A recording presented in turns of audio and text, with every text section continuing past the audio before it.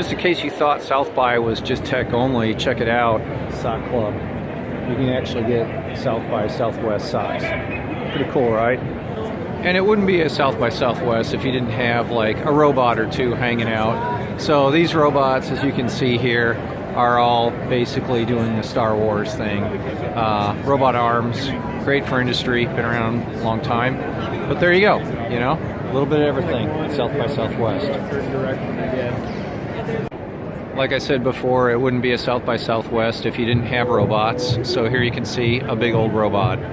And it's doing robot fun stuff like dancing, right? So that's what robots do, they dance. Bob and Firefly are a firm that build rockets. You can see it behind us there. And they build a whole thing. It will launch 1,000 kilograms up into, what, about 500 kilometers? Low Earth orbit? Yeah, low Earth orbit. Okay, and so they sell to universities, they sell to various governments, private. Anyone who needs to launch something, we got you. So cool. So this is what it looks like. I'm gonna get a little bit closer here just to get a view of what their engine looks like, but they do build the whole thing. And they are based out of Cedar Park, Texas. We're right here. We're local. Awesome. Thanks, Bob. Appreciate it. So all kinds of weird things happen at South by. Now I'm being interviewed by KXA and our local TV station. So that is, what's your name? What? Frank. That's Frank. He's going to do video of me. So I got to go do this. I'll be back. Very interesting this year at this year's South by Southwest is actually the number of countries or cities that are actually have a presence here at the event hall. So behind me you can see Brazil, you'll see quite a number of other countries as well, which is really interesting. Spain, Argentina, there's just a lot. More than I've ever seen before, so that's very interesting. This is a sushi machine that takes very accurate and very specific measurements of sushi, as an example, digitizes the sushi, then comes up with information about the texture, the color, etc., and then puts that into a 3D printer that then is connected to the raw materials that can then make the sushi.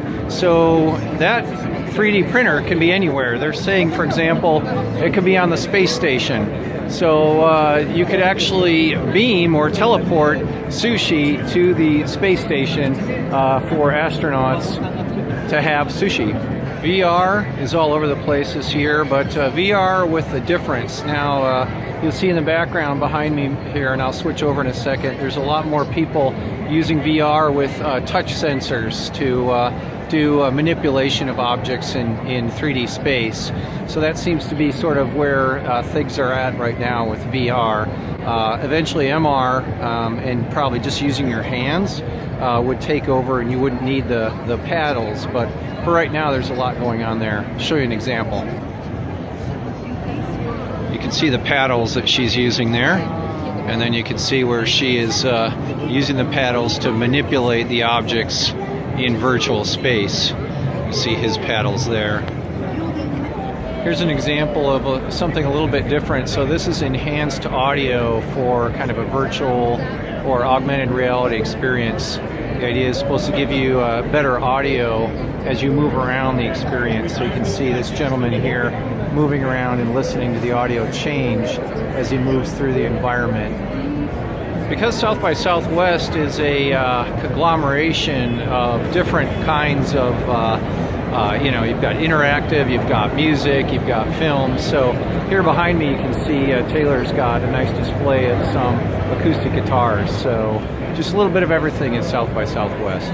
This is a bike. It's a folding electric bike that you can use in order to increase mobility. Getting a little loud in here, but I'll show you a close-up of the bike. It's useful for urban settings, apparently, when you don't need a car, but it's too long to walk.